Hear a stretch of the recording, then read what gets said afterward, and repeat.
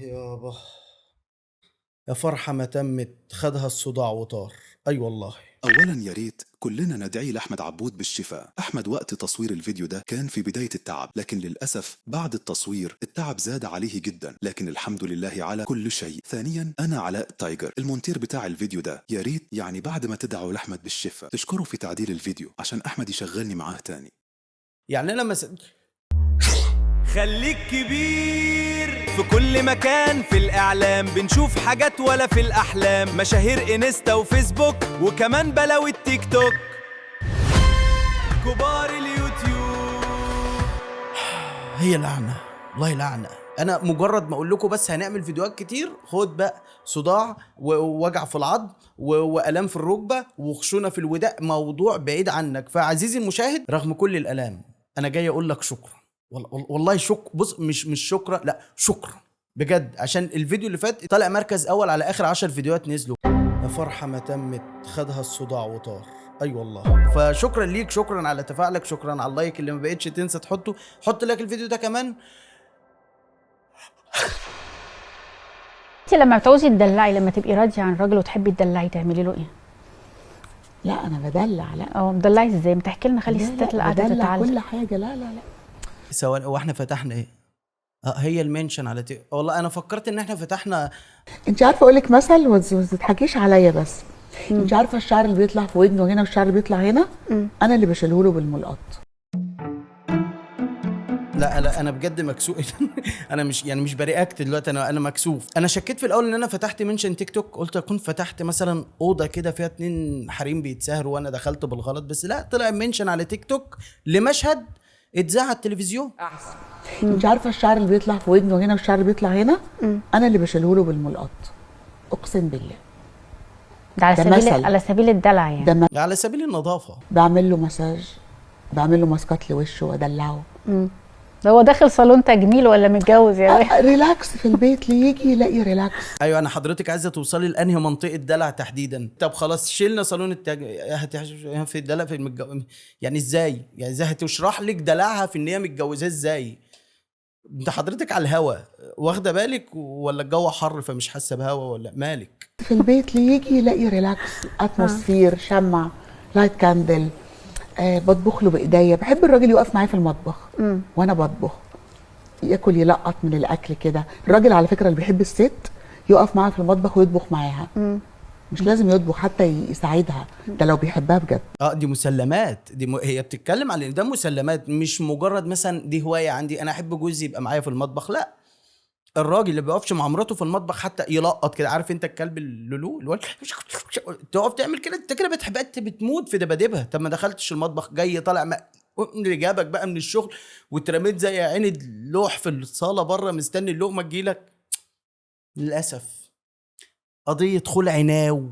يا سبايتر يا سبايتر يا بنت في ايه معاكي؟ مفيش. هو انت كنت فين يا سبايتر وسايب الناس ترازي فيا؟ انا فين؟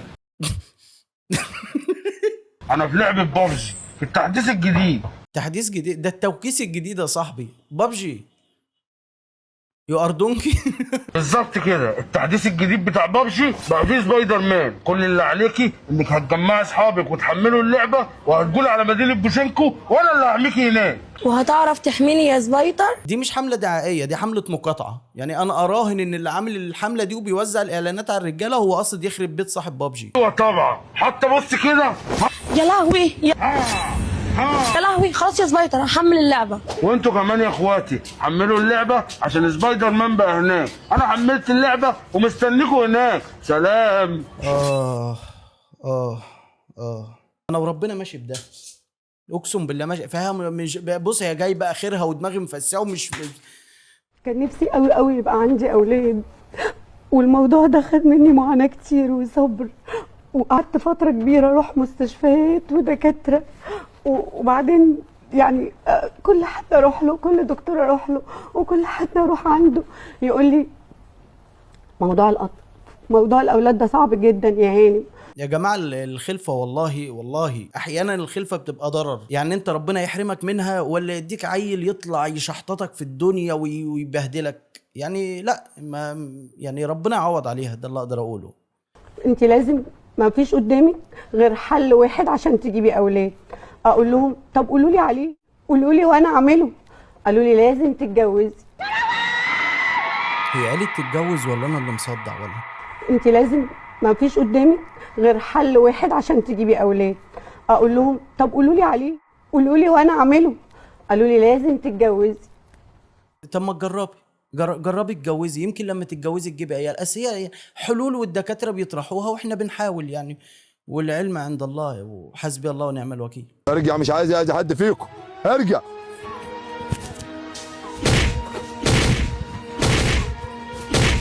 ادي توه، ارجع يا ابني، ارجع اللي كان معاه سلاح ورمايا. يا ابوي الناس كلها ما تقول ابوك كان معاه سلاح ورماه. انا رميت السلاح خوفا ان الشيطان يغلبني، حتى لما اموت بكره وبعده ما تقولوش غار ساب لنا الدم وراه. الراجل جاي يضربني زجله ولا زجلتين اسحب عليه سلاح، ضربني قلم اسحب عليه سلاح. استنى بس، استنى عشان في هراء هيحصل مننا. هو حضرتك يعني شيطانك عبيط؟ يا شيطانك ما فهمكش يعني تخيل مستنيين الشيطان يوعينا. حضرتك الشيطان قالك لازم يبقى سلاح وتضرب بوم طخ، انت قلت ايه؟ الراجل جاي يضربني زجله ولا زجلتين، امسك زجله واضربه بيها. جاي يديك قلم اديله قلم، العين بالعين والسن بالسن والبادي اظلم. لكن ارمي السلاح اللي في ايده واعمل كده اهو، اتضرب شويه اقول يلا الراجل كان جاي يضرب لي زجلتين يا ابني بدل ما اعمل لك مشاكل. ده ايه ده صح؟ ذاتك من ذات الايام تتحكم في عقلك، وسلاح الراجل الادب وذخيرته الحكمه. بس وهنا نعم لعقوق الوالدين. حضرتك يعني عايز تعمل محتوى هادف، انا معاك والله، حلو الفكره حلوه، اللي هو ايه الصبر والحكمه وذاخرته ومش عارف ايه اللي انت قلته ده، بس ده لا يعني تماما ان انا اتضرب قلم قدام ابني واقول له يا ابني بلاش المشاكل دي. لما اكون انا قاعد بدور على اي مشكله، المشاكل او اللي هو اتحكم في عقلي ان لو مشكله هتحصل واقدر الم. لكن مشكله حصلت، واحد رفع عليا عصايه، واحد اداني قلم زي ما انت بتقول، لا اخد حقي. محتوى هادف يعني وكده. انت مع ترخيص بيوت الدعارة عادي، لكن مش مع لبس الحجاب. اكيد ما هو مين هيبقى مع ترخيص الدعارة وفي نفس الوقت هيبقى مؤيد للبس الحجاب؟ ما هو دونت ميكس حضرتك. ترخيص بيوت الدعارة على فكرة أنا لما قلتها لصالح المجتمع، ما قلتهاش. أنا عارفة إنه ده مجتمع صعب، مجتمع متزندق، مجتمع ابن الولية بتدور على مصلحتكم. هي عايزة ترخص لكم الدعارة لمصلحتكم، انتوا ما فيش أغبية. وكان زمان حاصل طبعا، كانت فيه كل حاجه وكان الازهر موجود 52 دلوقتي وكان موجود. الزمن اختلف ليه؟ دخلوا في مخنا حاجات انك تجهري بحاجه زي كده، ده في حد ذاته زنا. والله حضرتك هو يعني الزنا بحد ذاته مش لازم الزنا اياه، في زنا فكري، في زنا لفظي اللي بيتقال ده اصلا زنا. هذا الزنا حضرتك اللي كان موجود في السبعينات والخمسينات واللي كان مترخص ده، يعني عشان بس هم بياخدونا بالكلام والعيال الصغيره مش فاهمه الدنيا ماشيه ازاي.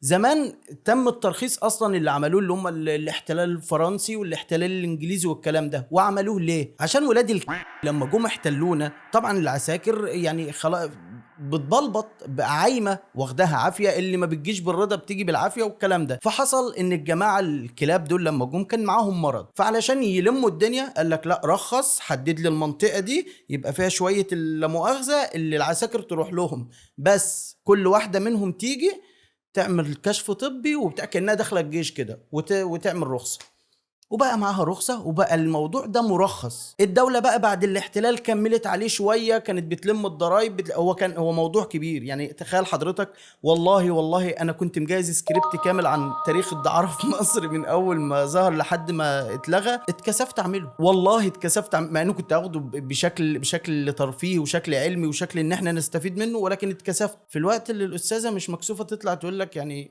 يا ريت نرخص، بس انتوا مجتمع ابنه. عملوا لنا رعب في كل حاجه، ما تتكلميش، ما تنطقيش، ما تجيش ناحيه الدين، وكأن الدين ده محصور عليهم ومش محصور علينا. ما هو لو الدين محسوب عليكي مش هتقولي كده، لو انت حاسبه نفسك على الدين مش هتفكري كده. اصل نسيت اقول لك ان الدين هو اللي بيرفض كده. يعني كنا احنا بنقول ان احنا مش عايزين ده او ازاي ده يبقى عندنا، لان احنا شايفين ان ديننا بيقول لنا اوعى تعملوا ده. فحضرتك شايفه المليطه دي اوكي مقبوله، فبيعملوها، بس والله كل واحد يعمله في الدره لغايه ما يروح لربنا ويتحاسب عليه. الدين بيقول لا والمجتمع بيرفض ده. انا ما قلتش اعملوه، انا بقول انه هو ممكن يصون المجتمع.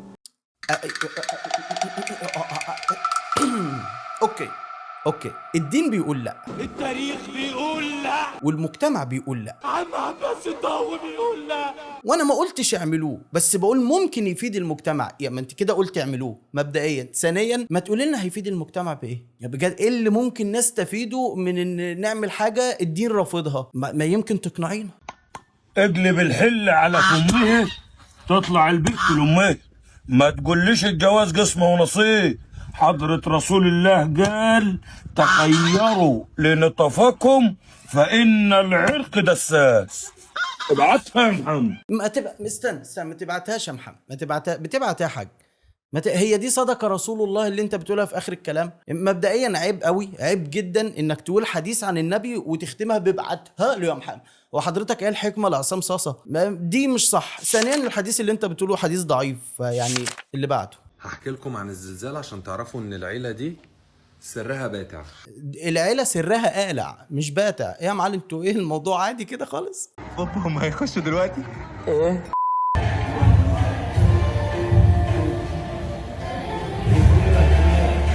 برافو برافو. مبدئيا بحييها طبعا مبدئيا على الحجاب قبل اي شيء. برافو ان انت رغم كل لا مؤاخذه اللي حاصل بس ما زلتي محافظه على الحجاب. كمان لو نلاحظ حضراتكم، طبعا انتوا ما شفتوش الفيديو، ما ينفعش اوريك الفيديو يعني، دي جريمه في حق الدنيا.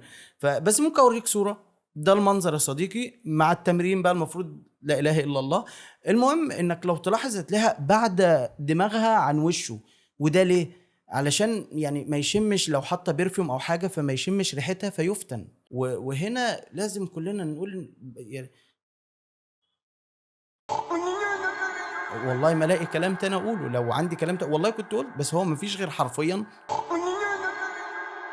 صحيح في حد عندهم في التعليقات، يعني في الفيديو ده على التعليقات كاتب ايه؟ جماعه صفوا النيه، ده جوزها. يا جوزها. يعني انت لو انت ومراتك في الجيم ماشي وبتتمر يا عم بتساعدها، اوكي، هتصور المنظر ده وتنزله لنا هنا وبعدين نصفي النيه ازاي؟ ما حتى لو جوزها اللي انا شايفه ده هي ما يعرف مرحله ما قبل الحمل ب5 دقايق. حضرتك انت بتتكلم في ايه؟ ما علينا اللي عايز يعمل حاجه يعملها، والرجاله هتمنشن واحنا هنيجي ونحط لايك وخليك كبير.